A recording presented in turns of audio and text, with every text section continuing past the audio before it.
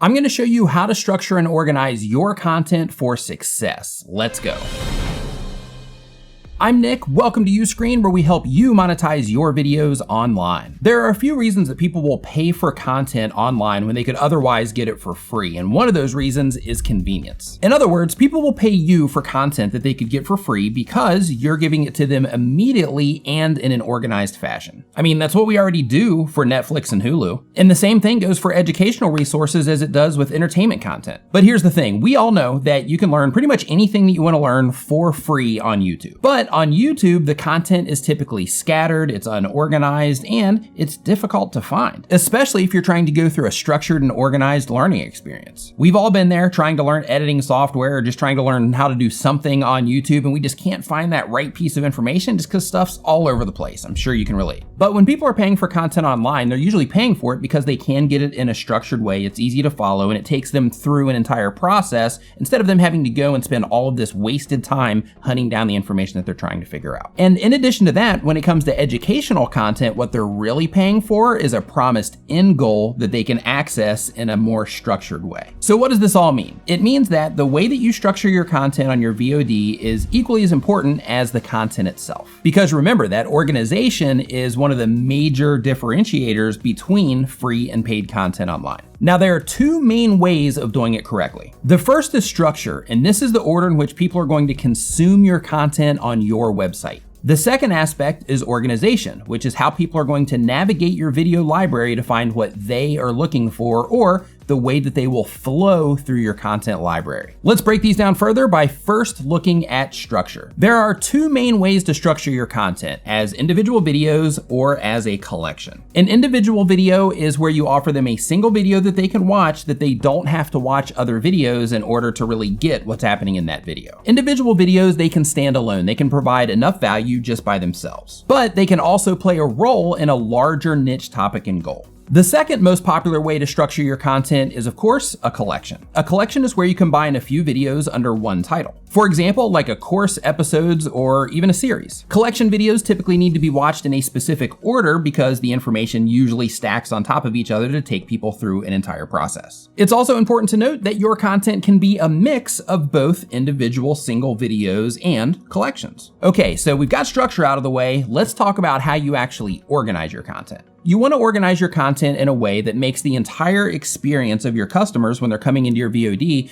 you want to organize the experience for them in a way to where they can easily find exactly what it is that they're looking for from you. They're a customer. You want their entire experience to be super buttery smooth. Your content needs to be organized for people who know what they want and for people who don't know what they want, but they're coming in trying to consume your information. From the information that we've gathered from Uscreeners, here are 4 important tips to help you organize your content the right way. The first is categories. Categories are the most common way to organize video content in a library because it's so incredibly simple and effective. It's honestly very basic stuff. You simply come up with a list of categories that you think that your content would logically fall under. Those categories would also make it easy for viewers to find exactly what it is that they want from you. But categories are somewhat broad in nature, so try not to be too specific when it comes to categories. You want to think of categories more like genres within your content. For instance, imagine what it would be like trying to find something that you want to watch on Netflix if they organized everything by subgenres instead of genres. The next way to organize your content is under a new or trending section.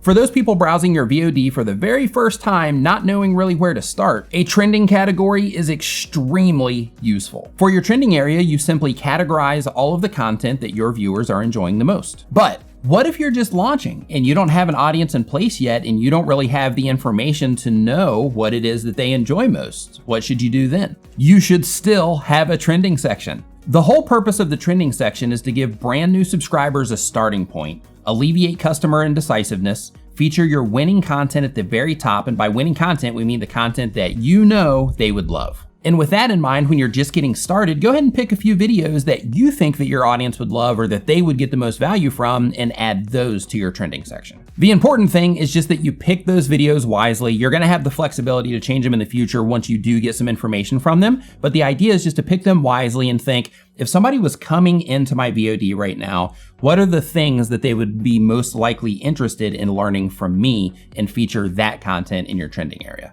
The third way to organize your content is to follow a chronological sequence. Sometimes, depending on the type of content you make, your videos are going to have to be watched in a chronological order. If that's the case with your content, simply make sure that everything is organized in the order that they need to go through so they can start at video 1 and work their way all the way through your content. And remember, this organization of your content is one of the main reasons that people are going to subscribe to your VOD. So it's really important to keep all of these in mind. The next thing you could do when it comes to organizing your content is to have a free content category. If you have free content that you offer to non-subscribers, make it extremely easy for them to find. The reason for that is these free videos could be the reason that somebody actually ends up joining your VOD. They could be the thing that converts a potential customer into a subscribing, paying customer. Free content is used by big companies, small companies, even single one-person operation companies to get people into what it is that they're doing by showing them awesome content to start with for free. Using the method of giving free content in order to bring people into what it is that you're doing is extremely effective. In fact,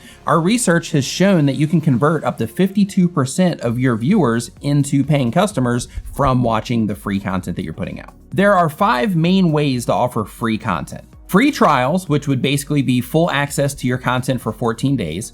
Free videos, trailers or entry-level tutorials, things like that. Free trial extensions for those customers who got distracted.